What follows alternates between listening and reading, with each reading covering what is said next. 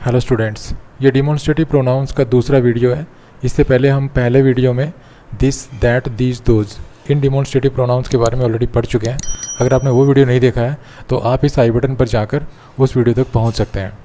तो चलिए शुरू करते हैं अपना ये वीडियो, और इस वीडियो में हम बाकी के जो डिमॉन्स्ट्रेटिव प्रोनाउंस थे उनके बारे में पढ़ेंगे।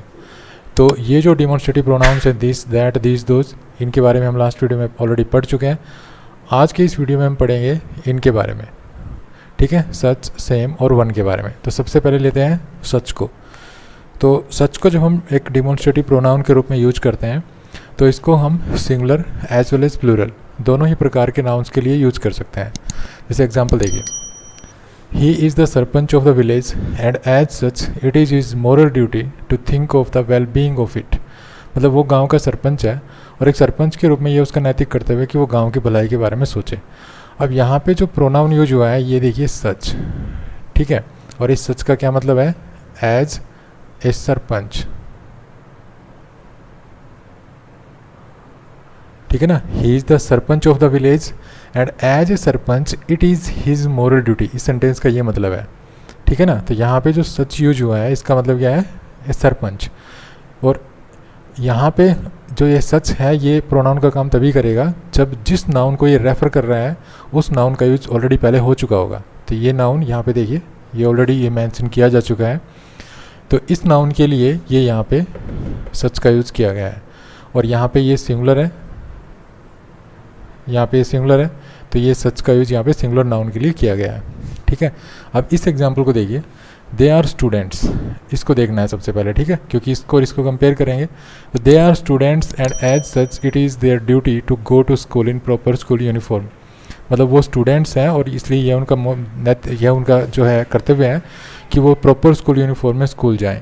अब यहाँ पे देखिए सच का यूज हुआ है, ठीक है। अब यहाँ पे सच का मतलब क्या है, एज स्टूडेंट्स, और ये जिस नाउन को रेफ़र कर रहा है वो नाउन ऑलरेडी पहले मेंशन किया होना चाहिए। तो यहाँ पर वो नाउन ऑलरेडी पहले मेंशन किया जा चुका है, यहाँ पे स्टूडेंट्स, ठीक है ना।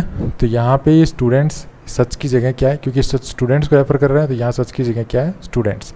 तो इस सेंटेंस का क्या मतलब है, they are students and as students it is their duty, ठीक है ना। इस सेंटेंस का ये मतलब हो गया। तो इस तरह से हम सच का यूज एक डिमॉन्स्ट्रेटिव प्रोनाउन के रूप में इस तरह से कर सकते हैं। और जब हम डिमॉन्स्ट्रेटिव प्रोनाउन के रूप में सच का यूज इस तरह से करते हैं तो सच उस नाउन को रेफ़र करता है जिस नाउन को पहले ऑलरेडी मेंशन किया जा चुका है। जैसे यहाँ पर जो सच है वो सरपंच को रेफ़र कर रहा है और यहाँ पे जो सच है वो स्टूडेंट्स को रेफ़र कर रहा है, ठीक है ना।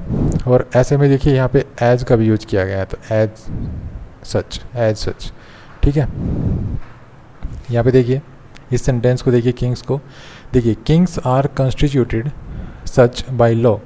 अब यहाँ पे क्या है, इस सेंटेंस का मतलब है कि राजाओं को कानून के द्वारा संगठित किया जाता है, ठीक है ना। अगर हम यहाँ पे जो सच है ये as kings are constituted as kings, ठीक है ना, यहाँ पे किंग्स है। अब यहाँ पे क्रिमिनल्स के बारे में बताया गया तो यहाँ पे एज क्रिमिनल्स है। अब इसको देखिए पहले, kings are constituted such by law. अब इसकी मीनिंग क्या निकलेगा, देखिए, राजाओं को कानून के द्वारा संगठित किया जाता है, ठीक है ना, संगठित किया जाता है। अगर हम इस सच को हटा दें तो इसका मतलब क्या हो जाएगा कि राजा जो लोग हैं वो कानून के द्वारा संगठित हैं, ठीक है। डिफरेंस समझे।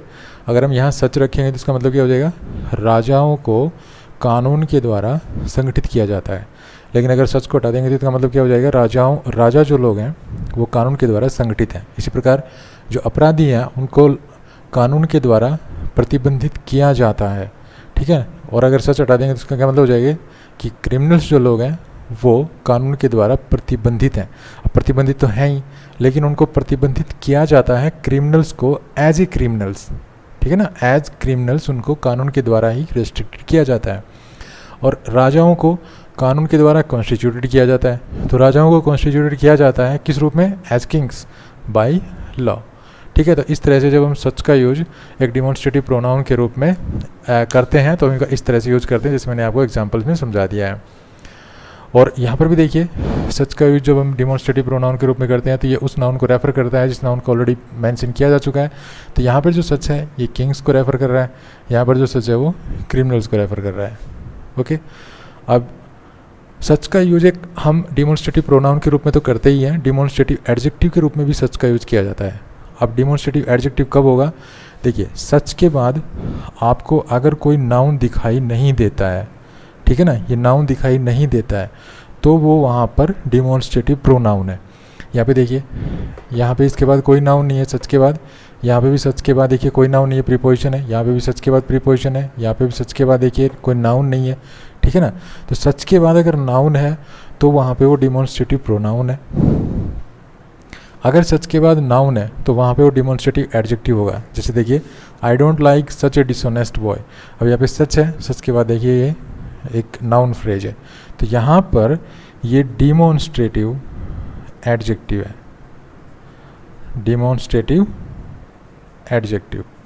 ओके, तो सच जो है वो डिमॉन्स्ट्रेटिव प्रोनाउन भी हो सकता है, डिमॉन्स्ट्रेटिव एडजेक्टिव भी हो सकता है।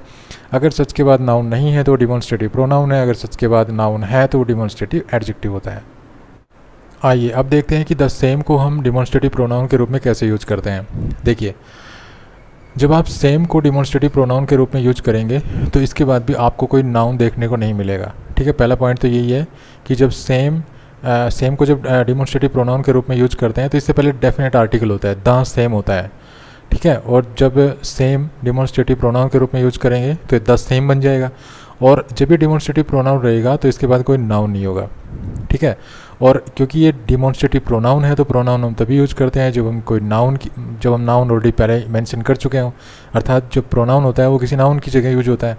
तो द सेम जिस नाउन की जगह यूज होगा उस नाउन का जिक्र पहले किया जा चुका होगा, ठीक है ना। मतलब द सेम को हम ऑलरेडी मेंशन्ड नाउन की जगह ही यूज कर पाएंगे। जैसे एग्जांपल देखिए, you sang a song last night, तुमने लास्ट नाइट एक सॉन्ग गाया था, sing the same to me, वही सॉन्ग तुम मेरे लिए गाओ। अब यहाँ पे द सेम है, ये एक डिमॉन्स्ट्रेटिव प्रोनाउन की तरह यूज हुआ है। अब पहली बात तो अब ये देखिए कि इसके बाद कोई नाउन नहीं है, ठीक है ना। इसके बाद यहाँ देखिए कोई नाउन नहीं है, नाउन यहाँ पे मिसिंग है, तो ये प्रोनाउन की कंडीशन पे खरा उतर रहा है। दूसरा, ये किसी न किसी नाउन को रेफ़र करना चाहिए, मतलब ये अब हम देखना है कि ये किस नाउन की जगह यूज हो रहा है, क्योंकि प्रोनाउन क्या होते हैं, प्रोनाउन किसी नाउन की जगह यूज हुए वर्ड्स होते हैं। तो अब ये किस नाउन की जगह यूज हो रहा है? अब ये जिस नाउन की जगह यूज हो रहा है वो नाउन है सॉन्ग, ठीक है ना। You sang a song last night, sing the same song, कहने का मतलब ये है sing the same song to me. अब यहाँ पे देखिए, I got your parcel and thank you for the same. अब यहाँ पे द सेम है, ये भी प्रोनाउन है क्योंकि इसके बाद कोई नाउन तो है नहीं। अब ये किस नाउन की जगह यूज हो रहा है? ये जिस नाउन की जगह यूज हो रहा है वो पहले मेंशन किया जा चुका होना चाहिए। अब जिस नाउन की जगह ये यूज हो रहा है वो नाउन क्या है? पार्सल। मतलब जिस नाउन को ये रेफ़र कर रहा है वो है पार्सल, ये जिस नाउन को ये रेफ़र कर रहा है यहाँ पे वो नाउन है सॉन्ग, ठीक है ना। ये अब द सेम को हम डिमॉन्स्ट्रेटिव प्रोनाउन की तरह इस तरह यूज करते हैं, लेकिन जैसे कि हमने अभी थोड़ी देर पहले देखा था कि सच को हम डिमॉन्स्ट्रेटिव प्रोनाउन के रूप में यूज करते हैं, लेकिन ये डिमॉन्स्ट्रेटिव एडजेक्टिव भी बन जाता है।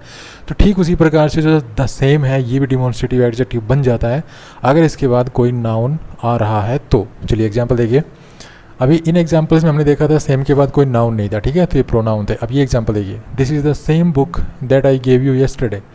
अब यहाँ पे देखिए द सेम है, द सेम के बाद ये नाउन है, तो यहाँ पे ये डिमॉन्स्ट्रेटिव एडजेक्टिव नहीं है, बल्कि यहाँ पे ये डिमॉन्स्ट्रेटिव प्रोनाउन नहीं है, ये यहाँ पे डिमॉन्स्ट्रेटिव एडजेक्टिव है, क्योंकि यहाँ पे ये इस नाउन को क्वालिफाई कर रहा है, ठीक है। तो हमेशा ध्यान रखिए, सच और सेम ये डिमॉन्स्ट्रेटिव प्रोनाउन भी हो सकते हैं और डिमॉन्स्ट्रेटिव एडजेक्टिव्स भी हो सकते हैं। अब हम पढ़ते हैं कि हम वन, वंस और नन इनका यूज हम प्रोनाउंस की तरह किस प्रकार करते हैं। देखिए, जो वन होता है इसका यूज हम प्रोनाउन के रूप में तब करेंगे जब यह किसी ऑलरेडी मेंशन्ड नाउन को रेफ़र कर रहा हो, ठीक है। दूसरा, ये जिस नाउन को रेफ़र करता है वो नाउन सिंगुलर हो, तो हम वन का यूज करेंगे। जैसे your shirt is red and mine is a white one. अब यहाँ पर जो वन है ये किसको रेफ़र कर रहा है? ये एक ऐसे नाउन को रेफ़र कर रहा है जो ऑलरेडी पहले मेंशन किया जा चुका है, अर्थात वो नाउन है शर्ट। तो ये जो वन है ये शर्ट को रेफ़र कर रहा है, ठीक है, और शर्ट सिंगुलर है। अब नेक्स्ट देखिए, this is an easy sum and that is a hard one. तो पहले इसको देख लेते हैं। यहाँ वाइट के बाद क्या, या वाइट के बाद जो है वन है, इसकी जगह क्या हम क्या समझे, शर्ट, ठीक है ना। Your shirt is red and mine is a white shirt, कहने का मतलब ये है। लेकिन क्योंकि शर्ट पहले मेंशन किया जा चुका है तो हम यहाँ पे दोबारा रिपीट शर्ट को रिपीट नहीं करेंगे, हम शर्ट को रिपीट करने की बजाय एक प्रोनाउन यूज़ कर देंगे और वो प्रोनाउन क्या होगा, वन। नेक्स्ट देखिए, this is an easy sum and that is a hard one. अब यहाँ पे देखिए वन यूज किया गया है। अब ये वन पहली बात है क्योंकि प्रोनाउन है, किसी नाउन की जगह यूज होगा, और जिस नाउन की जगह यूज होगा उसका मेंशन पहले उसको पहले मेंशन किया जा चुका होना चाहिए।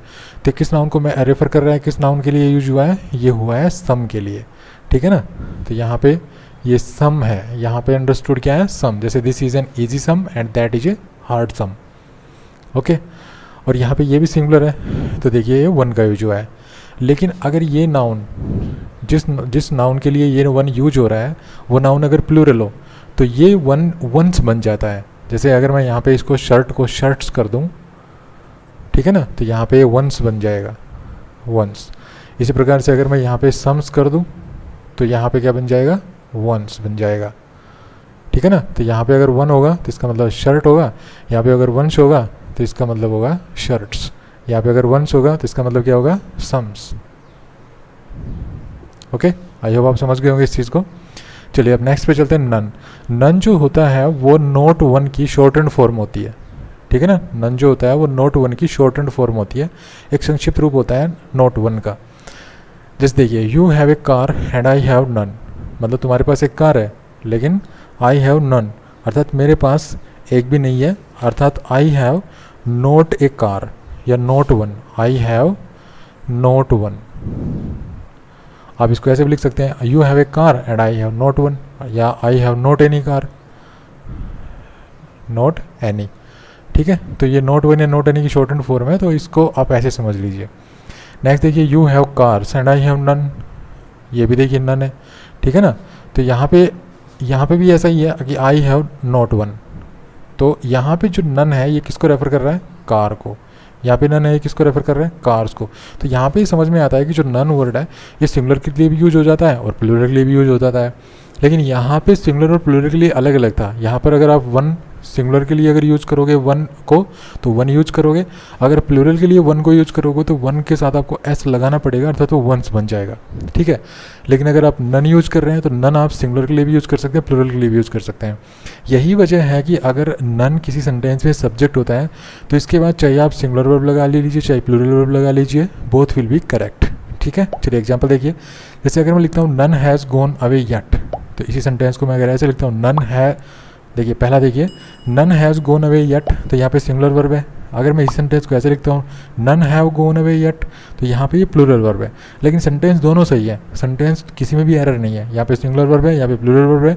ऐसी वजह क्यों है, क्योंकि जो नन वर्ड है अगर ये सब्जेक्ट की जगह यूज हो रहा है, अगर ये किसी सेंटेंस का सब्जेक्ट है तो आप इसके साथ सिंगुलर वर्ब भी यूज कर सकते हैं, आप इसके साथ प्लूरल वर्ब भी यूज कर सकते हैं, ठीक है। तो आई होप आप इस वीडियो में अच्छी तरह से आपको ये प्रोनाउन समझ में आए होंगे।